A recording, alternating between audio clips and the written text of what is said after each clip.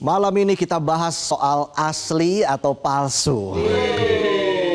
Apa tuh? Sah atau tidak sah. Terbuka atau tertutup. Yang kadang suka bikin kita bingung. Kayak lihat foto orang di medsos. Di layar glowing, kinclong, senyumnya kayak bintang iklan pasta gigi. Tapi pas lihat langsung kayak bintang iklan obat kumur. Kira-kira kebingungan itulah yang sekarang dirasakan publik. Bedanya yang diperdebatkan bukan soal foto di medsos, tapi soal ijazah yang belakangan kembali jadi bahan perbincangan hangat gara-gara keputusan Komisi Pemilihan Umum yang memilih untuk tidak mempublikasikan dokumen persyaratan pasangan calon presiden dan wakil presiden. Jadi belum sampai 1 bulan yang lalu KPU tiba-tiba bikin keputusan mengejutkan. Lewat surat keputusan KPU nomor 731 tahun 2025 yang ditandatangani Ketua KPU tanggal 21 Agustus 2025, mereka menetapkan bahwa dokumen persyaratan calon presiden dan calon wakil presiden dianggap sebagai informasi publik yang dikecualikan. Jadi dokumen-dokumen itu nggak bisa langsung diakses masyarakat atau dengan kata lain dirahasiakan.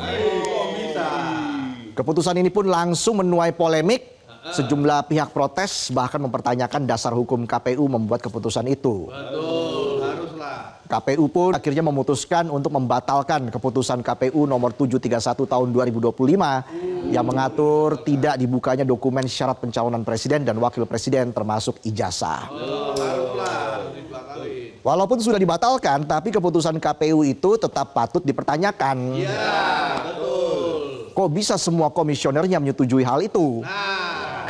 Masalahnya dalam aturan itu disebutkan ada 16 dokumen yang tidak boleh dibuka ke publik. Di antaranya ijazah, surat keterangan kesehatan, laporan harta kekayaan, dan rekam jejak calon. Ketua KPU Afifuddin beralasan aturan ini dikeluarkan untuk menyesuaikan dengan Undang-Undang nomor 17 tahun 2008 tentang informasi publik. Menurut Afif, kalau dokumen-dokumen syarat pencalonan diumbar begitu saja, akan ada resiko yang muncul. Resiko apa yang dimaksud? Nah, betul. Ya udah tahu saya. Kok nanya saya? Ya, itu KPU.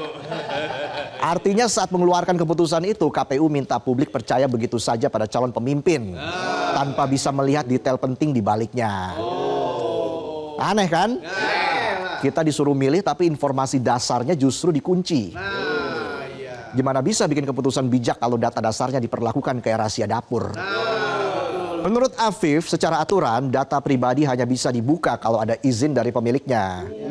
Kalaupun publik ingin akses itu hanya bisa lewat putusan pengadilan.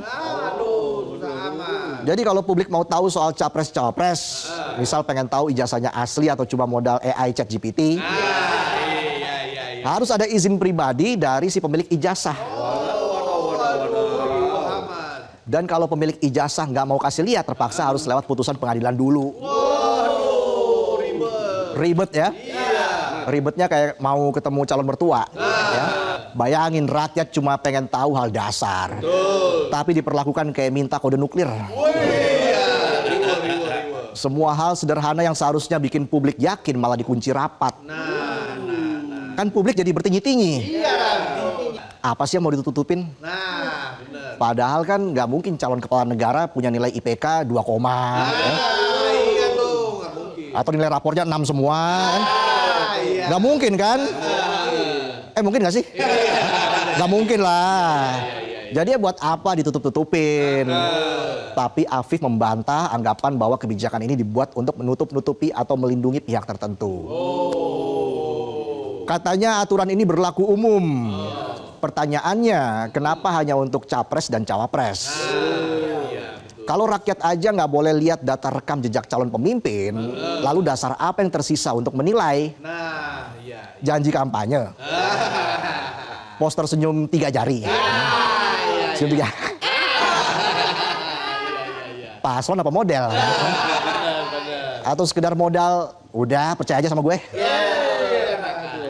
Kayak mama mau beli ayam di pasar, wajar dong dia pengen lihat ayamnya dulu.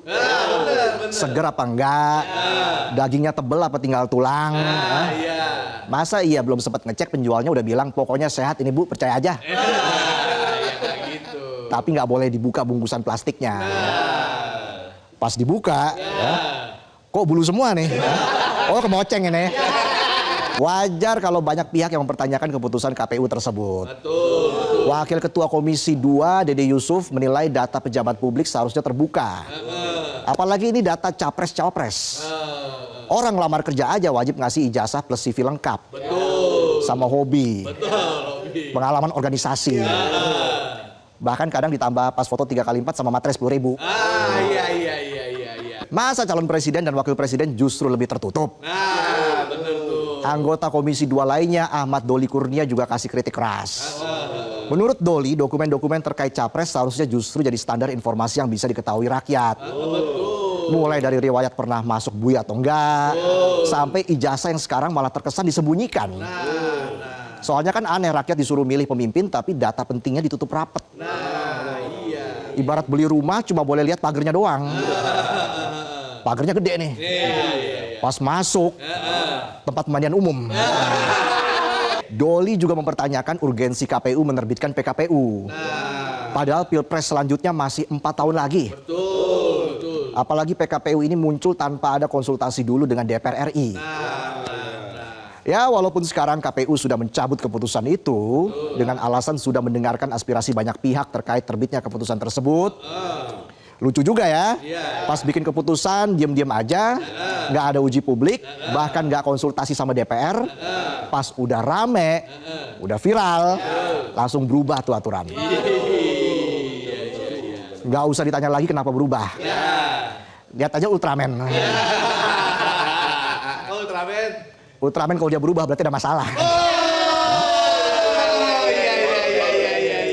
Kritik juga datang dari peneliti senior Komite Independen Pemantau Pemilu KIPP, Kakak Suminta. Dia menyebut KPU membuat kesalahan serius dengan menutup akses terhadap dokumen persyaratan capres-cawapres. Terutama soal ijazah yang menurutnya jelas merupakan informasi publik sesuai undang-undang. Kakak menilai KPU salah kaprah dalam menerjemahkan aturan soal perlindungan data pribadi. Kebijakan ini justru berpotensi menimbulkan keresahan baru. Kakak bahkan menyebut langkah KPU ini blunder yang bisa mencederai independensi lembaga penyelenggara pemilu. Pandangan serupa datang dari pengamat komunikasi politik dari Universitas Esa Unggul Jamiluddin Ritonga. Dia menilai keputusan KPU itu bukan hanya mengabaikan prinsip keterbukaan informasi, tapi juga merugikan hak publik dan membatasi kebebasan pers. Menurutnya yang wajar ditutup hanya dokumen kesehatan calon karena memang diatur undang-undang. Tapi ijazah yang sifatnya administratif semestinya bisa diakses publik. Supaya kita nggak kegocek.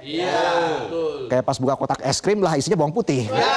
Lebih tajam lagi, pakar hukum tata negara Ferry Amsari menyebut keputusan KPU sebagai langkah konyol yang merusak prinsip keterbukaan. Ferry bilang logika KPU sesat. Seorang calon pejabat publik jelas harus diketahui rekam jejak dan keabsahan dokumennya. Dengan sikap menutup dokumen ini, KPU malah menimbulkan kecurigaan dan berpotensi menyembunyikan data bermasalah. Pakar politik sekaligus Direktur Lingkar Madani Ray Rangkuti juga menilai keputusan KPU ini aneh bin ajaib. Menurut Ray, tidak ada argumen yang rasional, progresif, dan menunjang pemilu yang jujur dan adil dalam keputusan tersebut. Dalam sistem demokrasi yang sehat, transparansi dan akuntabilitas bukan sekedar jargon normatif, tapi juga fondasi yang menjamin kepercayaan publik terhadap proses politik. Undang-Undang Nomor 7 Tahun 2017 tentang Pemilihan Umum, Pasal 3 jelas menyebutkan penyelenggaraan pemilu berasaskan keterbukaan, kepastian hukum, akuntabilitas, dan kepentingan umum. Keputusan KPU untuk tidak mempublikasikan dokumen persyaratan pasangan capres dan cawapres jelas merupakan langkah mundur yang patut dipertanyakan secara serius. Meskipun telah dibatalkan, kebijakan itu tidak hanya memicu tanda tanya, tapi juga melahirkan kecurigaan publik. Tentang ada maksud tersembunyi di balik lahirnya kebijakan kontroversial itu. Udah kayak udang di balik genadu. Wajar juga kalau publik jadi mempertanyakan kredibilitas pembuat keputusan yang nampaknya salah kaprah dalam menerjemahkan aturan tanpa mempertimbangkan prinsip transparansi pemilu yang menjadi pilar penting demokrasi. KPU memang telah minta maaf. Namun hal itu tentu tidak cukup sebagai bentuk pertanggungjawaban. KPU harus menjelaskan kenapa menerbitkan keputusan tersebut. Apalagi tanpa konsultasi dengan Komisi 2 DPR. Kalau dibiarkan tanpa mendapatkan penjelasan, publik bisa kehilangan kepercayaan pada pemilu dan institusi KPU sendiri.